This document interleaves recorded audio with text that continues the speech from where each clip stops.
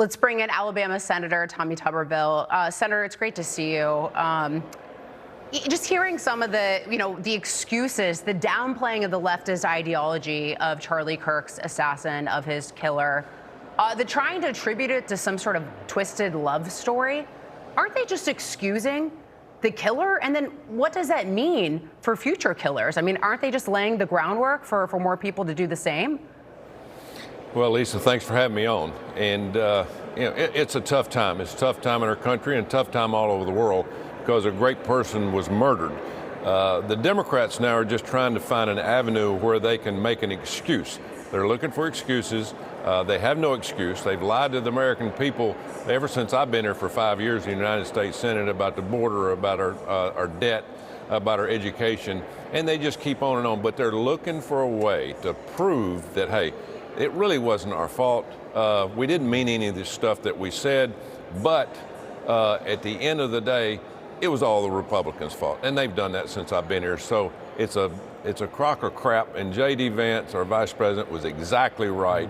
They need to own it because they own every bit of it, and they tried to create a narrative, and they did it, and unfortunately, we lost a great person.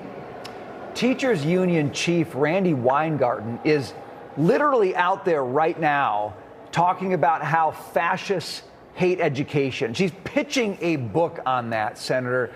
These guys are not letting up on the rhetoric. And I actually think America's young people don't even know what fascism is. They just think it's a very bad thing, full of hate against social justice. And so therefore, if you're a fascist, you deserve to die. Shouldn't Randy Weingarten at the very least say, you know what, in this moment, I'm going to pull my book to her because it's maybe not a good idea to push this? Well, she's looking for a way to make money. I mean, she's made money off being the union boss for education, and she's run her education into the ground. I've been in education for 35 years.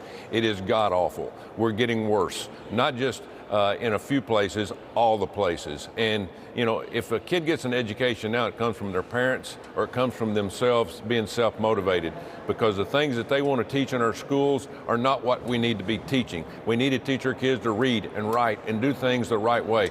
But they are preaching hate more than even the Democrats here in Washington, D.C. It's absolutely amazing to me how she gets by with this. She's made a fortune, and if you go back and look at COVID, she pushed this narrative, we don't need to be in schools, but I promise you, the people that were running the education department under Weingarten, all their kids went to private schools, and they actually went to school. So they speak out of both sides of their mouth. It's a disaster. We lost a great person because of a lot of this rhetoric. We need to get a handle on this country, especially education.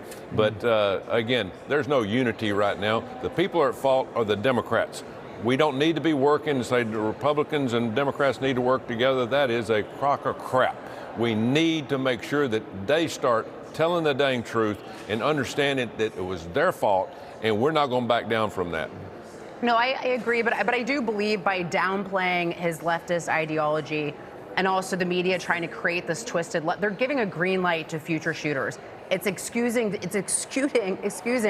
this horrific, evil behavior, which is kind of how we got here from the beginning by the labeling of fascists and the dehumanization that we've seen from the left. But, Senator, I hear you about not wanting to unite with these people. I don't want to unite with people who celebrate the murder of a good man, of a God-fearing man, a father and a husband.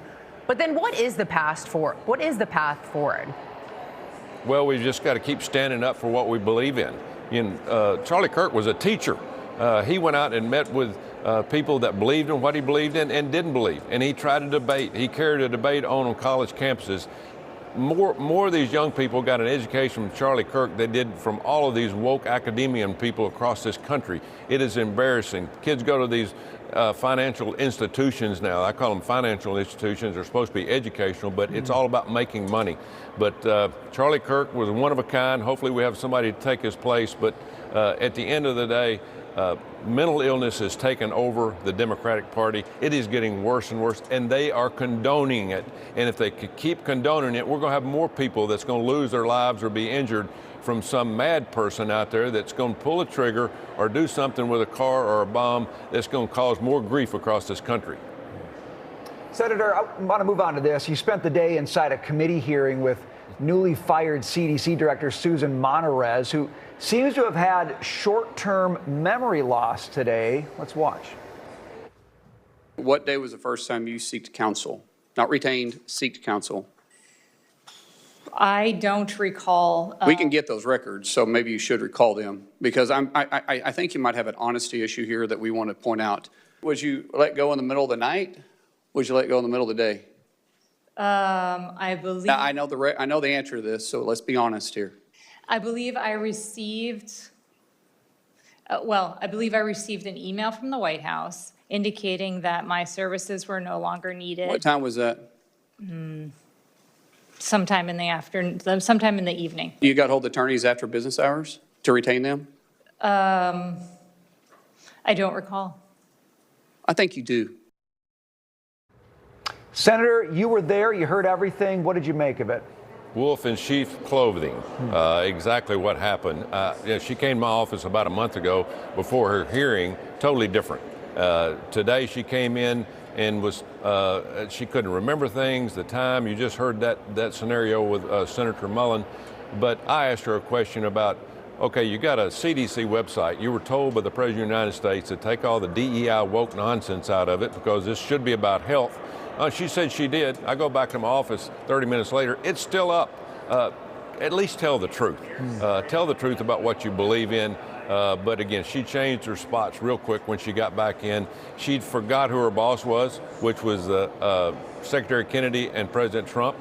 She didn't do anything that he or either one of them asked her to do, and it was a tragedy. It's just unfortunate. She sold herself as somebody that was going to do something for the American people, but she changed her ways and didn't do anything. She needed to be fired.